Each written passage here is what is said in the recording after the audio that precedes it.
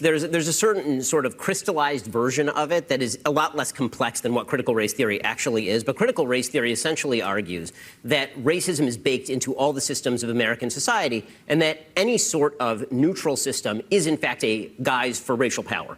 And so the argument is made by Derek Bell, for example, that Brown versus Board of Education, this is an argument he made in 1991, that Brown versus Board of Education was actually a way for the white community to leverage its own power. It wasn't an attempt to end segregation in public schools.